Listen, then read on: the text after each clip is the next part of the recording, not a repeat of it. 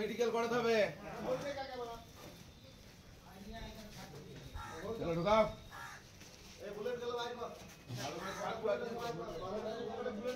ছিল বলতে এটা আমাদের নিয়ে কোনো ঝামেলা, এটা দীর্ঘদিন ধরে একটা ল্যান্ডে নিয়ে ঝামেলা চলছে। মুখ্যমন্ত্রী বারবার বলছে যে যারা জমি দখল করবে তাদের নিয়ে কড়া অ্যাকশন লেগ, কিন্তু এরা বারে বারে কিছু না কিছু একটা করছে। আমাদের একটা ফ্যামিলি গোটা গ্রামকে অশান্তি করে রেখেছে। আমাকে জোড়হাত করে নিবেদন যে আমাদের গ্রামবাসীকে বাঁচতে দেন এবং আমাদেরকে বাঁচতে দেন।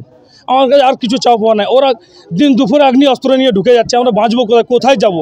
যদি এখন আমরা দিনে সেফ নাই তো রাতে কী করে সেফ থাকবো? ওরা একজন আছে মালু আনসারি, একজন আছে কুটু আনসারি, ইয়াসিন আনসারি, বাবু আনসারি, এবং কি ওদের দিকে ইন্ধন দিচ্ছে ইকবাল, জাহিদ, কুতুবুদ্দিন।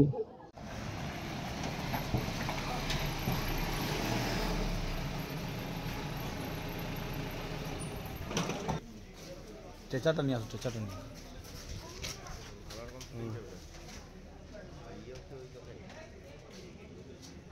ये तो फॉग तो हम मुक्के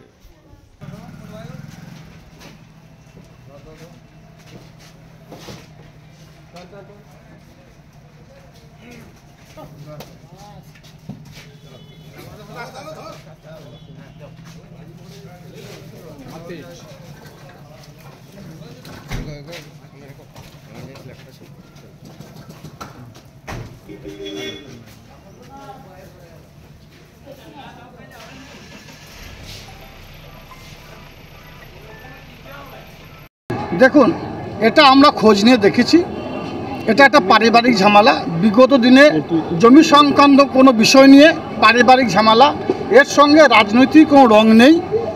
এবং পুলিশ অতি সক্রিয়তার সঙ্গে, বীরভূম জেলা পুলিশ প্রশাসন অতি সক্রিয় আছে এবং সক্রিয়তার সঙ্গে ওর মোকাবিলা করছে। 2-4 জন অলরেডি অ্যারেস্ট হয়েছে। বাকি এই ঘটনার সঙ্গে যারা যুক্ত আছে প্রত্যেককে অ্যারেস্ট হবে। আমরা পুলিশ প্রশাসনকে দলগতভাবে নির্দেশ দিয়েছি, এখানে রাজনীতি কোনো রং দেখার প্রয়োজন নেই।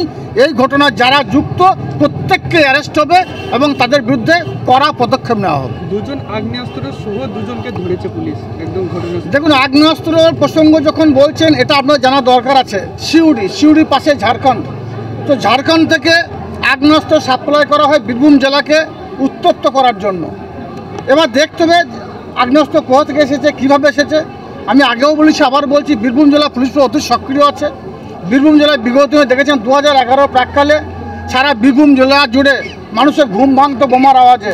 প্রশাসনিক তৎপরতায় মাননীয় মুখ্যমন্ত্রী মমতা বন্দ্যোপাধ্যায় সেগুলো বন্ধ করে দিয়েছেন।